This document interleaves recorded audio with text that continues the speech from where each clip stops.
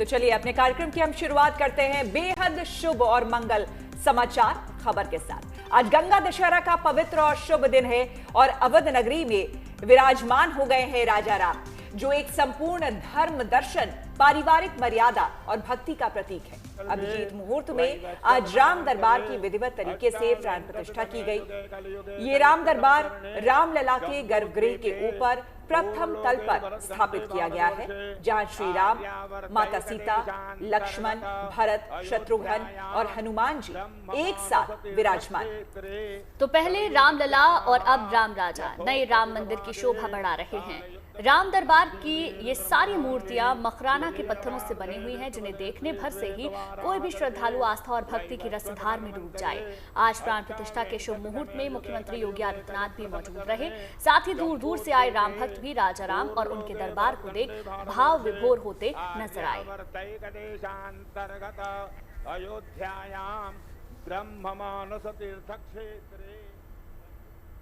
तो ये वाकई में बेहद अद्भुत और दिव्य पल है। रामलला के बाद राजा राम अयोध्या में विराजे हैं। राम जी के साथ माता सीता का वैभव है। राम भक्त हनुमान भी साथ में हैं। राम दरबार की ये झांकी बड़ी ही मनमोहक है। दिव्य शिलाओं से मूर्तियां गढ़ी गई हैं। वेद मंत्र और पूजा की विधियों से इन मूर्तियों की प्राण प्रतिष्ठा आज संपन्न हुई। और देखिए, प्राण प्रतिष्ठा से मूर्तियों को जीवंत बनाया गया। कहा जाता है कि प्राण प्रतिष्ठा के बाद ईश्वर उस प्रतिमा में विद्यमान हो जाते हैं, यानी कि अब इनमें भगवान का वास हो गया है और अब राम भक्तों को अयोध्या में राजा राम के दर्शन करने का सौभाग्य मिलेगा। जा पर कृपा राम की होई, ता पर कृपा करहि सब कोई। अवधपुरी में आज उत्सव है। अवध में राजा राम आए। वेद मंत्रों की गूंजती ध्वनि के साथ भव्य दिव्य राम मंदिर में राम दरबार की स्थापना हो गई। अलग अलग कोने से देश के साधु संत अयोध्या में आ पहुंचे हैं, क्योंकि प्राण प्रतिष्ठा का वो क्षण है जिसका इंतजार हर किसी को था। एक साल पहले हमने रामलला की प्राण प्रतिष्ठा को देखा था और अब एक साल बाद, लगभग एक साल बाद राम दरबार, यानी कि रामलला तब छोटे थे जब यहाँ आए थे और अब राम बड़े हो गए हैं, दरबार में हैं और राम राजा की स्थापना को अग्रसर हैं। राम दरबार को राम मंदिर के प्रथम तल पर स्थापित किया गया है और आज अभिजीत मुहूर्त में प्राण प्रतिष्ठा का अनुष्ठान संपन्न हुआ।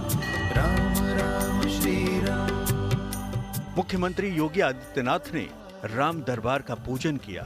श्री रामचंद्र देवता प्रीत्यर्थं च सीता राम लक्ष्मण भरत शत्रुघ्न सूर्य हनुमत सूर्य नारायण गणेश भगवती अन्नपूर्णा शिव गणपति मूर्तीनां प्राण प्रतिष्ठां करिष्ये। राम दरबार की मूर्तियां मकराना के सफेद संगमरमर से बनी हैं। इसमें भगवान श्री राम और सीता सिंहासन पर विराजमान हैं। भरत और हनुमान भगवान श्री राम के चरणों के पास बैठे हैं। इन दिव्य पलों का साक्षी बनना बड़े सौभाग्य की बात मानी जाती है। अयोध्या समेत दुनिया ने वो मनोरम दृश्य देखा जिसको शब्दों में बयां कर पाना शायद आसान नहीं। बहुत ही बढ़िया, बहुत उत्साह है, इतना बढ़िया माहौल है, इतनी बढ़िया व्यवस्था है, इतना भीड़ होने के बावजूद भी प्रशासन की तरफ से बहुत बढ़िया व्यवस्था। धूप बहुत है, गर्मी बहुत है, लेकिन उसके बाद भी आप लोग, हमें नहीं पता चल रहा, हमें तो अच्छा लग रहा है। राम मंदिर में आके बहुत अच्छा लग रहा है। कुछ पता नहीं चल रहा है? नहीं पता। अपने माथों में भी आप लोगों ने श्री राम लिखवा रखा। जय श्री राम, जय श्री राम राम श्री राम। ईश्वर ने हम इंसानों को बनाया और हम इंसानों ने प्रतिमाओं को गढ़ा। इन प्रतिमाओं में वेद मंत्रों और अनेक विधियों के द्वारा प्राण प्रतिष्ठा की जाती है। जब मूर्तियों में प्राण प्रतिष्ठा हो जाती है तब ये हमारे लिए देव स्वरूप हो जाते हैं। अब क्योंकि राम मंदिर बन गया है, पहले सबसे ऊंचा शिखर हनुमानगढ़ी का था, लेकिन अब वो सबसे ऊंचा शिखर राम मंदिर का है, क्योंकि हनुमान के आगे अगर कोई है वो केवल और केवल उनके श्री राम हैं, जिनके वो रामदूत हैं। और इसी वजह से अब जब प्राण प्रतिष्ठा है तो सबसे खुश अगर कोई है तो वो बजरंगबली हनुमान है। राम दरबार की खासियत ये है कि इसकी नक्काशी भी गर्भगृह की तरह ही है। राम दरबार के अलावा मंदिर के ग्राउंड फ्लोर में बने परकोटे के कई और मंदिरों में प्राण प्रतिष्ठा हुई। तुम उठो सिया श्रृंगार करो, शिव धनुष राम ने तोड़ा है भाई तोड़ा है, सीता संग नाता जोड़ा है। तुम उठो सिया श्रृंगार करो, शिव धनुष राम ने तोड़ा है।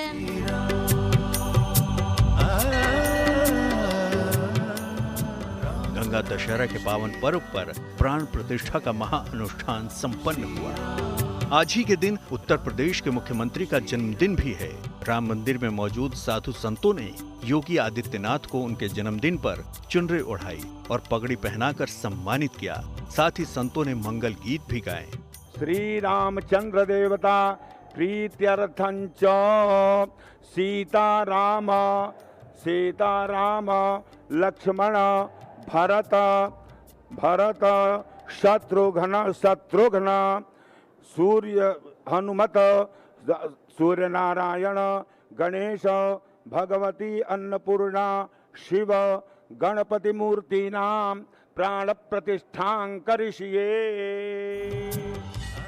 अब तक हमने अयोध्या के राम मंदिर में रामलला की मनमोहक मूर्त के दर्शन किए हैं, पर अब इस पावन धाम में रामलला के साथ साथ राम दरबार के दर्शनों का सौभाग्य भक्तों को मिलेगा। अयोध्या से समर्थ श्रीवास्तव के साथ bureau report, good news today.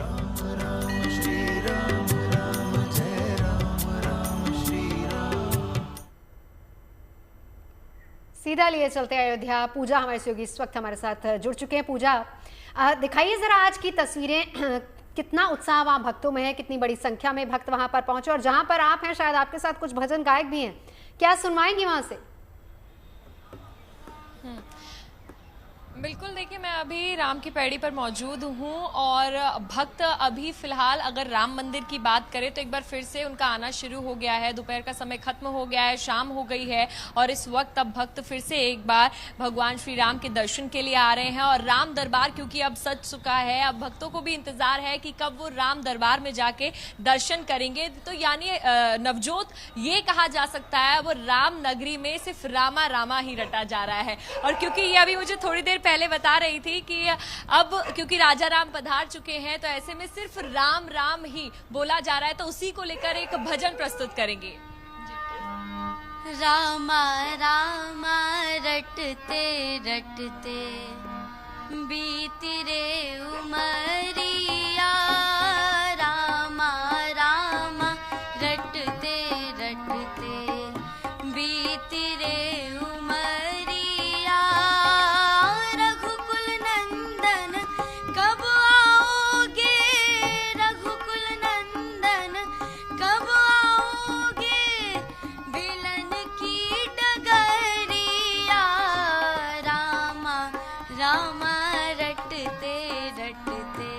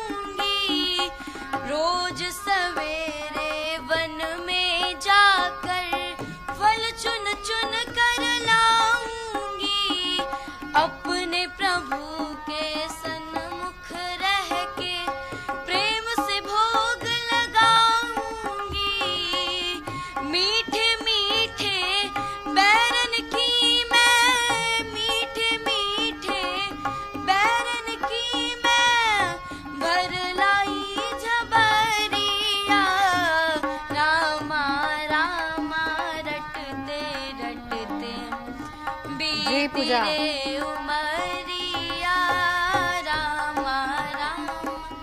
बहुत खूबसूरत पूजा, बहुत बहुत शुक्रिया आपका, बेहद खूबसूरत। यहाँ पर बिल्कुल पूजा लौटती है आपके पास, भजन में ही लौटते पूजा आपके पास। देखिए कि जिस तरह का माहौल आज अयोध्या में है, हम सुबह से आपको ये बड़ी और महा कवरेज दिखा भी रहे हैं, और मेरे ख्याल से गुंजन का भी मन कर रहा होगा कि 2 लाइनें राम के लिए गा दूं। गुंजन, मन कर रहा है क्या?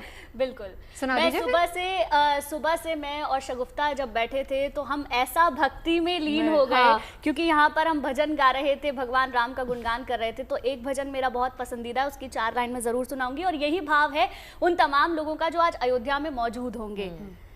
मैं तो भूल गई कुछ भी कहना, तोरी प्रीत में रोवत है नैना, तोरी प्रीत में रोवत है नैना, रग रग में बसी है प्रीत तोरी, रग रग में बसी है प्रीत तोरी, अखियन मा खुमार तुम्हीं से है, सब कुछ सरकार तुम्हीं से है, ये चमक ये दमक फुलवन मा महक, सब कुछ सरकार तुम्हीं से है। क्या बात है गुंजन, बहुत खूबसूरत, बहुत खूबसूरत।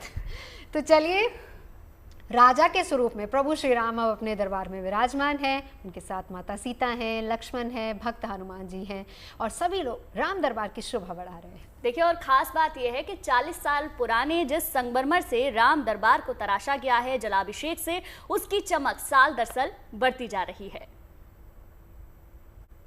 आर्यावर्तैक देशांतर्गत अयोध्यायां ब्रह्म मानस तीर्थ क्षेत्रे सरयू नद्याः यथोक्त दिग्भागे कालयुक्तनांग संवत्सरे श्री सूर्ये उत्तरायणे ग्रीष्म ऋतौ अवध में जय जयकार। मासोत्तमे मासे जय जय श्री राम। सज गया राम दरबार। भाद्रपद दिवस नक्षत्रे विषकुंभ योगे वाणिज्य करणे भव्य मंदिर में विराजे राजा राम। श्री सूर्ये मिथुन स्थिति श्री देवराज गुरु ये वो अद्भुत अलौकिक क्षण है जिसका राम भक्तों को सदियों से इंतजार था। लेकिन अब राम जन्मभूमि मंदिर में राम दरबार की प्राण प्रतिष्ठा के साथ ही हजारों करोड़ों भक्तों का सपना पूरा हो गया। अवध में इस वक्त हर ओर राम नाम की गूंज ही सुनाई दे रही है। सुदिनम सुदिनम जन्मदिनं तव सुदिनम भवतु मंगलम जन्मदिनम।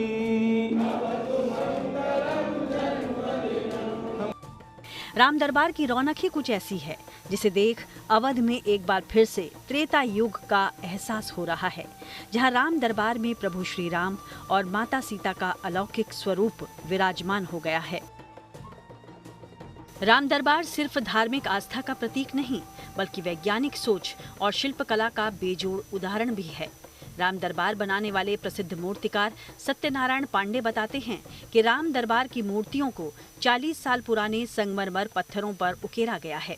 इसकी विशेषता ये है कि इन मूर्तियों पर जितना जलाभिषेक किया जाएगा, इसकी चमक उतनी ही बढ़ेगी, जो इसे बेहद खास बनाता है। लेकिन पत्थर की विशेषता ये है कि जैसे भगवान बहुत सुंदर थे और सबको मन मुग्ध कर देते थे, ऐसा ही वो पत्थर देखने में है। लेकिन अंदर से पत्थर इतना कड़क है कि जैसे भगवान का धनुष रहता है और उसमें से तीर निकलता है, इस तरह से उसमें टन टन टन की आवाज़ आती है और उस तरह से वो हार्ड पत्थर है जो हजारों साल तक रहेगा। प्रभु श्री राम, माता सीता समेत चारों भाई बेशकीमती धनुष बाण, गदा, कुंडल, हार और मुकुट धारण किए हुए हैं और राजा राम 7 फीट ऊंचे सिंहासन पर विराजमान हैं। राम दरबार में राम जी के सबसे बड़े भक्त हनुमान जी भी रामकाज में आतुर मुद्रा में नजर आ रहे हैं। कम से कम 25 लोग आर्टिस्ट हैं, क्योंकि राम दरबार है तो ये 5 मूर्तियाँ तो ये हो गई। सीता राम जी तो एक पत्थर में हैं, दोनों बैठे हुए हैं, और लक्ष्मण जी और शत्रुघ्न जी पीछे खड़े हुए हैं चंवर लिए हुए, और भरत जी और हनुमान जी वो बैठे हुए हैं। तो ऐसे ये वो सब अलग अलग शिला में, सीताराम जी एक शिला में हैं। प्रभु श्री राम के बारे में कहा जाता है कि वो बाहर से जितने कोमल और दयालु हैं, राजा के स्वरूप में भी भगवान राम उतने ही करुणामयी है, जिसकी झलक राम दरबार में स्थापित उनके इस स्वरूप में दिख रही है, जो इसे और भी भव्य और दिव्य बना रहा है। सब बोलते हैं करुणा निधि है। जब सबको देखते हैं तो बहुत सुंदरता के हिसाब से ऐसा आँख ऐसा खोल के नहीं देखते, भाव से खुद भी बहुत भाव में रहते हैं। क्योंकि भगवान को हम देखते हैं तो हम भावुक हो जाते हैं, लेकिन भगवान भक्तों को देखते हैं तो हमसे करोड़ गुना भावुकता उनमें आ जाती है, और वो वैसे ही भावुक लग रहे हैं उसमें। जाहिर है अभी तक भक्तों को राम जन्मभूमि मंदिर में प्रभु श्री राम के बाल स्वरूप के दर्शन होते रहे हैं, लेकिन अब यहाँ बाल स्वरूप के साथ ही प्रभु श्री राम को राजा के स्वरूप में देखना भक्तों के लिए एक अद्भुत एहसास रहेगा। कहा जाता है कि जिस घर में प्रभु श्री राम, माता सीता, लक्ष्मण जी और हनुमान जी एक साथ विराजमान होते हैं, वहाँ का वातावरण शांत और सकारात्मक बन जाता है। इसी तरह ये राम दरबार भी समस्त भारतवासियों के लिए प्रेम, समर्पण और एकता का एक संदेश है। अयोध्या से पूजा पराशर, समर्थ श्रीवास्तव और मयंक शुक्ला के साथ bureau report, good news today. इसीलिए अब तक जय श्री राम के नारे गूंजते थे अयोध्या में, अब राम सिया राम जय जय राम, यही सुनाई दे रहा है चारों ओर। एक बार फिर से आपको अयोध्या नगरी लिए चलते हैं। हमारे संवाददाता पूजा हमारे साथ बनी हुई है। पूजा, इस वक्त भक्तिमय है, गुंजायमान है पूरी अयोध्या नगरी श्री राम के नाम से, माता सीता के नाम से। अगला भजन कौन सा सुनवा रही हैं आप वहां से, अवधपुरी से? देखिए, मैं स्टूडियो से सुन रही थी, गुंजन ने जो भजन गाया, गुंजन वाकई में काफी ज्यादा सुरीला गाती हैं आप। मैंने तो आज पहली बार सुना है आपको लाइव, तो वही भजन मैंने यहाँ गुजारिश की है कि जो गुंजन ने गाया है वही ये गाए। तो चलिए सुना देते हैं फिर आप। ये चमक ये दमक फुलवन महक, ये चमक ये दमक फुलवन महक, सब कुछ सरकार तुम्हीं से है, सब कुछ सरकार तुम्हीं से है। इतला के पवन चूमे सैया के चरण, इठला के पवन चूमे सैया के चरण, बगियन माँ बहार तुम्हीं से है। ये चमक ये दमक फुलवन महक, सब कुछ सरकार तुम्हीं से है।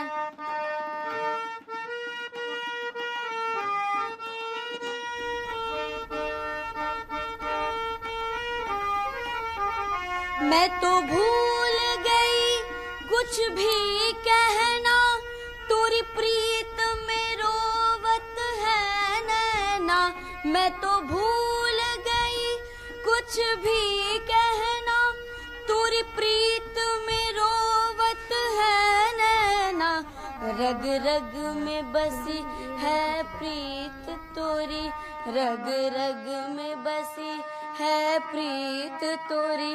अखियन में खुमार तुम्हीं से है, इठला के पवन चूमे सैया के चरण, बगियन माँ बहार तुम्हीं से है।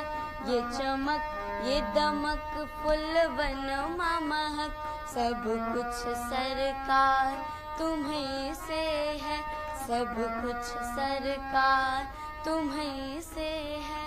बात है। तो देख रहे हैं आप श्वेता, सृष्टि इतनी छोटी सी है, लेकिन जब इनकी आवाज सुनते हैं ऐसा लगता है काफी ज्यादा एक्सपीरियंस है इनको। और भक्ति के ये जो गीत हैं, ये राम नगरी में सिर्फ सृष्टि ही नहीं, राम नगरी में हर कोई गा रहा है। ऑपरेशन सिंदूर के बाद कश्मीर की सरजमी पर 326 नए सुपूत देश की सेवा के लिए तैयार हैं। श्रीनगर में 326 अग्निवीरों का भारतीय सेना में इंडक्शन कराया गया। पासिंग आउट परेड के तहत अग्निवीरों के 5वें बैच को Jammu and Kashmir light infantry में एंट्री कराई गई है। बिल्कुल, आपको बता दें कि इनमें से कई अग्निवीरों ने ऑपरेशन सिंदूर में अपनी भागीदारी दी थी और अब इन सैनिकों को लाइन ऑफ कंट्रोल और देश के दूसरे सुरक्षा मोर्चों पर तैनात किया जाएगा।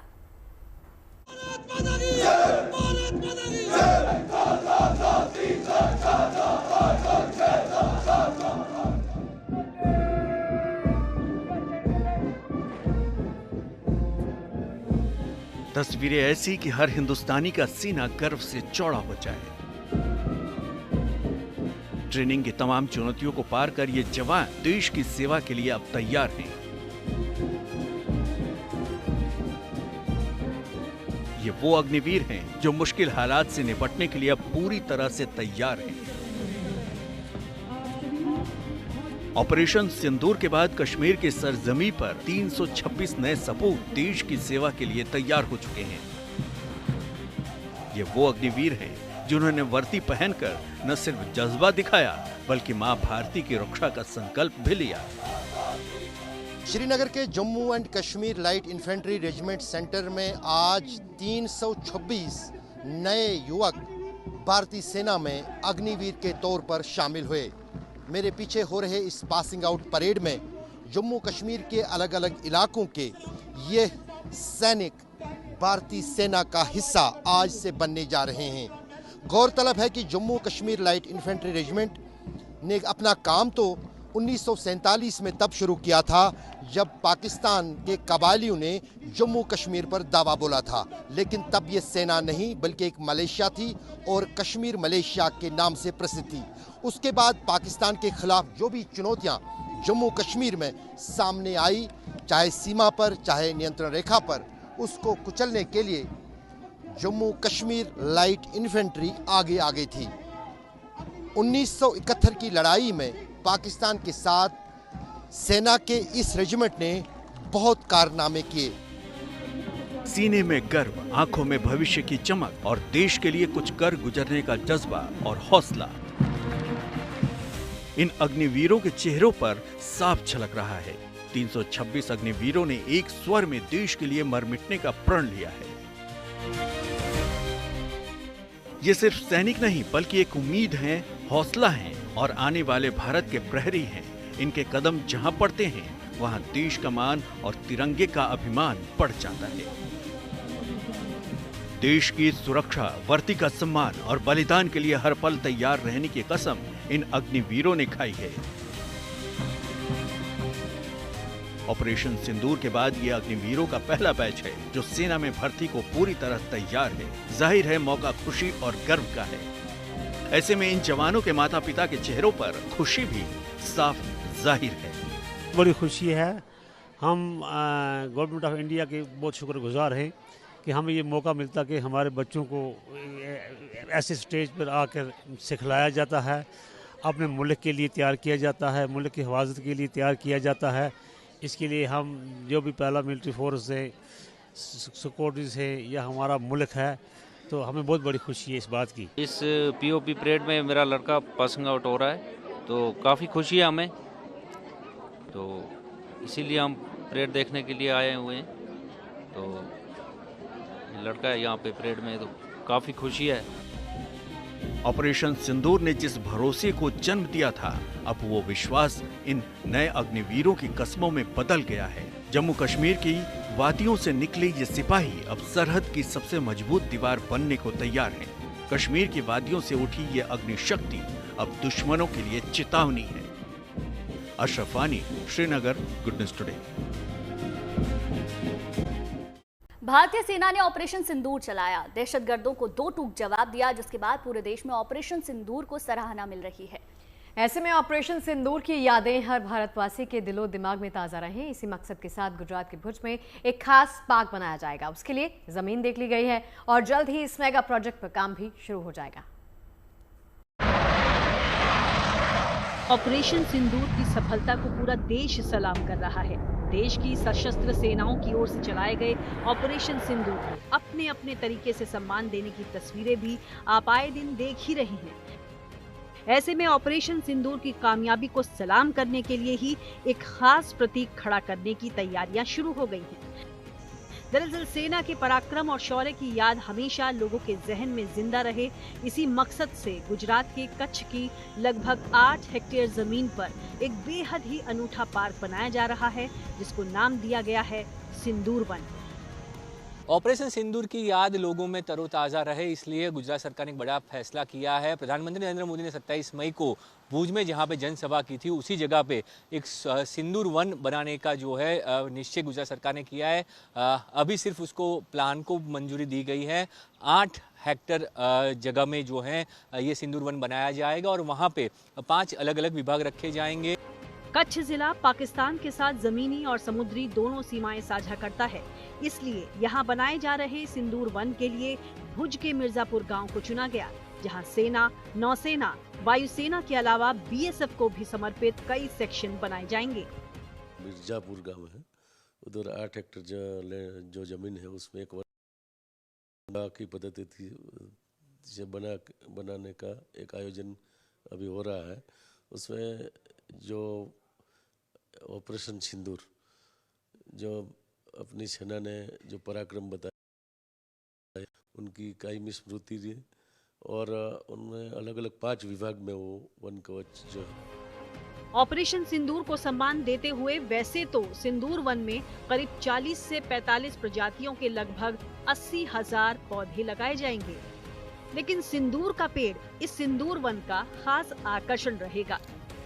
सिंदूर का जो पौधा है वो भी उसमें बहुत ज़्यादा मात्रा में लगाने का है और जो वड पीपल और बड़ा जो वृक्ष है पौधा है उनको भी लगाने का है। जिस जगह पर सिंदूर वन तैयार किया जा रहा है, वहां दरअसल बीती 26 मई को ही प्रधानमंत्री मोदी ने जनसभा को संबोधित किया था।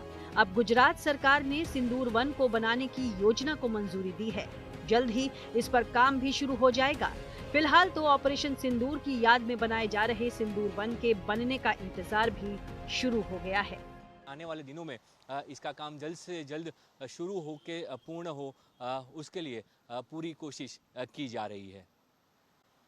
गांधीनगर से कैमरामैन जयमीन व्यास के साथ ब्रिजेश जोशी। तमाम लोगों के लिए एक गुड न्यूज आई है जो ट्रेन से कहीं जाना चाह रहे हैं, प्लान कर रहे हैं, लेकिन अक्सर कंफर्म टिकट और रिजर्वेशन ना मिलने के चलते काफी दिक्कत हो जाती है। इसी माथापच्चे में लगे रहते हैं कि कंफर्म टिकट भाई मिलेगा कैसे। दरअसल रेलवे ने अब तत्काल टिकट बुकिंग सिस्टम में थोड़ा सुधार करने का फैसला किया है, जिसमें लाखों लोगों को तत्काल टिकट लेने में आसानी हो सकती है। तत्काल टिकट बुकिंग सिस्टम में क्या कुछ बदलाव होंगे और किस तरह से लोगों को फायदा होगा, इसके बारे में तफसील से जानिए इस रिपोर्ट में।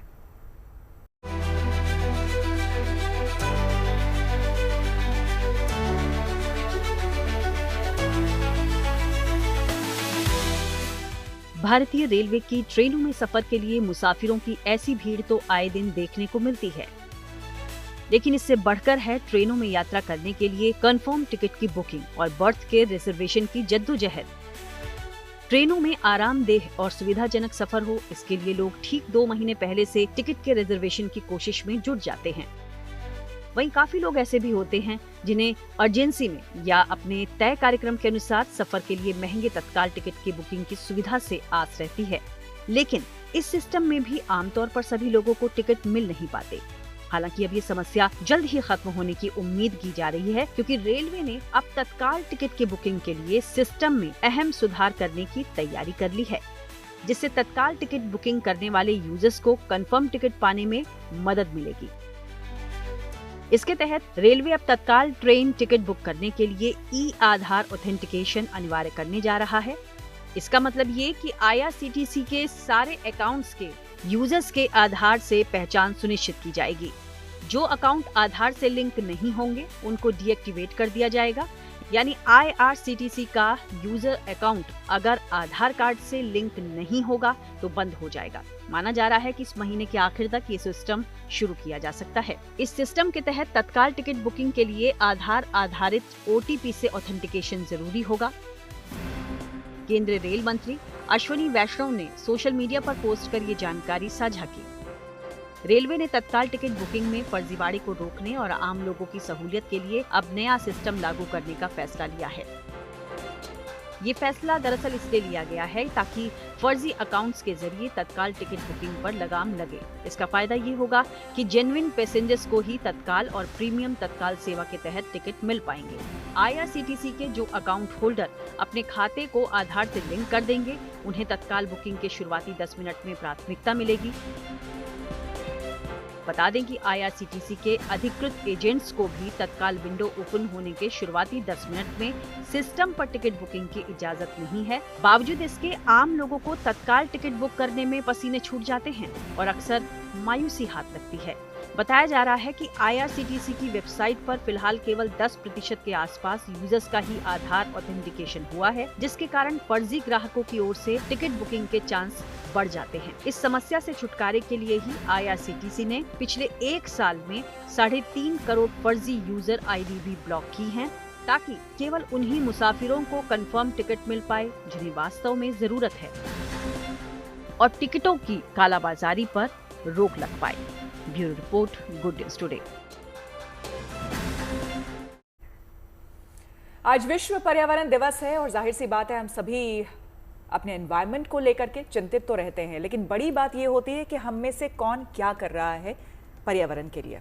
आपको क्या लगता है? बहुत से लोग, NGOs तो बहुत सारे हैं, काम भी हो रहा है, लेकिन क्या उस हद तक हो पा रहा है? नहीं, उस हद तक तो नहीं हो पा रहा है, लेकिन हाँ अब लोग कोशिश कर रहे हैं। जैसे पौधे लगाना, कल ही मैंने पौधे लगाए क्योंकि आज एनवायरनमेंट डे है, अपनी टेबल पे भी मैंने रखा है। तो ये सोच के आपने किया। कोशिश करती हूँ कि घर में जो हम AC चलाते हैं उसको थोड़ा कम चलाएं। ये मैं कोशिश, ये अच्छी बात। मेरे को ऐसा लगता है पौधे मैंने बस सिर्फ एक ही बार लगाया है, सच बोल रही हूँ, और मुझे लगता है ये हमें करते रहना चाहिए। मतलब जब भी कोई मौका हो, हम अपने बर्थडेज हम इस तरीके से सेलिब्रेट कर सकते हैं, हम कंट्रीब्यूट कर पाएंगे। एक छोटी सी पहल काफी होती है। मेरा मानना है कि कारपूल आपको जरूर करना चाहिए। अगर आप एक ही डायरेक्शन से आ रहे हैं, कारपूल इज गुड थिंग। बाकी पौधे तो हम लोग लगाते ही हैं, प्रकृति की सेवा तो करनी ही चाहिए। बिल्कुल। मैं तो बहुत पौधे लगाती हूँ घर में भी, और गिफ्ट के तौर पर किसी फ्रेंड का भी बर्थडे होता है तो साथ में एक गिफ्ट जरूर देती हूँ, एक प्लांट उनको जरूर गिफ्ट देती हूँ। जैसे घर में हम प्लास्टिक का यूज कम कर सकते हैं। जैसे बाहर कुछ भी आप खरीदने जाते हैं तो प्लास्टिक बैग्स की जगह घर से आप थैला लेकर के जाएं, कपड़े का थैला, जूट का हो सकता है, कपड़े का हो सकता है। तो ये छोटी छोटी पहल है जिससे बहुत बड़ा बदलाव लाया जा सकता है। तो दिल्ली सरकार की एक योजना के तहत आपको बताते हैं शहर में 200 इलेक्ट्रिक बसों को आज प्रधानमंत्री मोदी ने हरी झंडी दिखाई है। दिल्ली के लोगों के लिए जिन बसों को रवाना किया गया है वो बहुत छोटी और खास है। ये कोई साधारण बसें लेकिन नहीं है, बल्कि ये ग्रीन कलर की इन बसों का बेड़ा दिल्ली इलेक्ट्रिक व्हीकल इंटरकनेक्टर स्कीम का एक हिस्सा है। केवल ग्रीन बसें ही नहीं बल्कि वातावरण हरा भरा रहे, इसके लिए भी प्रधानमंत्री मोदी ने पौधा लगाया। उस दौरान की ये तस्वीरें हम आपको दिखा रहे हैं। आप दूसरी तस्वीर में प्रधानमंत्री को देख सकते हैं। पर्यावरण को बचाने का संकल्प लेने के साथ ही उन्होंने पौधा लगाने का संदेश भी यहाँ से लोगों को दिया है। देखिए, आज के समय में प्लास्टिक इंसानी जीवन को बहुत नुकसान पहुंचा रहा है। कुछ हद तक काफ़ी आसान भी हमारा जीवन हुआ है, लेकिन नुकसान इससे ज़्यादा हुआ है और धरती के लिए तो ये बहुत बड़ी चुनौती है। सस्ता और टिकाऊ प्लास्टिक हमारे शरीर को भी नुकसान पहुंचाता है। तभी इस पर्यावरण दिवस की थीम बीट प्लास्टिक पॉल्यूशन रखा गया है। एक रिसर्च बेस्ड रिपोर्ट के मुताबिक हर हफ्ते 5 ग्राम माइक्रो प्लास्टिक हम निगल रहे हैं, क्योंकि प्लास्टिक रिसाइकिल नहीं होता। इसीलिए ये खतरनाक होता है और सैकड़ों सालों तक पर्यावरण में मौजूद रहता है और इस दौरान प्लास्टिक के टुकड़े टूटकर माइक्रो प्लास्टिक में बदल जाते हैं, जिससे इनकी पहुंच हवा, पानी और हमारे भोजन तक होती है। जब ये माइक्रो प्लास्टिक हमारे शरीर में पहुंचता है तो खतरनाक बीमारियों को न्योता देता है। मसलन माइक्रो प्लास्टिक का शरीर में हार्मोन, लिवर और ब्रेन पर बहुत ज़्यादा असर होता है। पर्यावरण संरक्षण के महत्व को बताने और अपनी आबो हवा को बचाने के लिए जिस जागरूकता की जरूरत है उसको ध्यान में ही रखते हुए हर साल विश्व पर्यावरण दिवस मनाया जाता है। ऐसे में दिल्ली के कनॉट प्लेस में एक ऐसी एग्जीबिशन लगाई गई है जहां इको फ्रेंडली प्रोडक्ट्स ने यहां आने वाले हर शख्स को प्रभावित किया है। यहां अलग अलग स्टॉल्स में कई समूह से जुड़े लोग इन प्रोडक्ट्स को शोकेस करते दिखे। काउडंग का प्रोडक्ट है और ये हम क्या कहते हैं गोबर से हम सारा इसको लेके सुखा के छान कर फिर हम ये प्रोडक्ट्स बनाते हैं, जो कि ये बहुत यूज़फुल है। एक तो वेस्ट नहीं होता और बाद में इसको यूज़ करने के बाद अब इसकी खाद बन जाती है। लोबान बनाते हैं घर की शुद्धि के लिए, जो ये क्या कहते हैं फूलों से और काउडंग से मिक्स करके बनाया जाता है। आप इसको ऐसा भी कर सकते हैं कि जितना जलाना है उतना जलाइए और बाकी उसको आप सेकेंड डे भी यूज़ कर सकते हैं। ये दिया, ये हमने काउडंग से दिया बनाया है, ठीक है। ये दिया फ्लोट भी करता है और इसका बिल्कुल वेटलेस है ये। इसको दिया जलाने के बाद जैसे हम दिए जो होते मिट्टी के दिए होते हैं हम उसको उठा के फेंक देते हैं कहीं पे भी। अब ये दिए है, इसको दिए को गमलों में डाल दो तो ये खाद का काम कर लेती है। जो हमारे पास धागे बचे होते हैं या फिर हमारे पास फैब्रिक्स होते हैं बचे हुए, कटिंग्स होती हैं, ठीक है। और साथ में ये हमने क्ले और मिट्टी को मिक्स करके ये हमने एक गले का नेकलेस बनाया है, ठीक है, जो वैसे ये दुर्गा पूजा में बहुत यूज़ होता है। दुर्गा पूजा में ये लेडीज़ पहनती है पूजा के लिए, ठीक है। ये हमारे प्लेट्स हैं, डिफरेंट शेप्स में आते हैं, राउंड में, स्क्वायर में, और कुछ ये स्टार्टर्स के लिए होते हैं, ये पाइन वुड के प्रोडक्ट्स होते हैं, और ये बैम्बू के कॉकटेल स्टिरर्स होते हैं। हम लोग शुगर केन फाइबर और अलग अलग नेचुरल फाइबर्स से प्रोडक्ट्स बनाते हैं, जैसे कि आप देख रहे हैं कि कटलरीज वगैरह, जो कि काफ़ी फूड बिजनेसेस यूज़ करते हैं। हर दिन नई शुरुआत करिए, पॉजिटिव सोच के साथ बड़ा लक्ष्य बनाइए तो मंजिल सही समय पर जरूर मिलेगी। देखिए, खुशियां अपने हालात में नहीं बल्कि नजरिए में होनी चाहिए, इसलिए जैसा नजरिया होगा आप वैसा ही बनेंगे। तो सकारात्मक सोच रखिए ताकि आप नामुमकिन को मुमकिन बनाने की हिम्मत कर सकें। कहते हैं ना, हर अंधेरी रात के बाद एक सुनहरी सुबह होती है, इसीलिए पूरे दिन की थकान के बाद शाम को चाय पर चर्चा भी होती है। बिल्कुल, यही अच्छे विचार जीवन को सुंदर बनाते हैं। तो आपके सुंदर पॉजिटिव जीवन के लिए हम यही कामना करते हैं। और हाँ, अच्छी खबरें देखनी हो तो आइएगा रोज शाम 5 बजे हमारे साथ चाय पीने।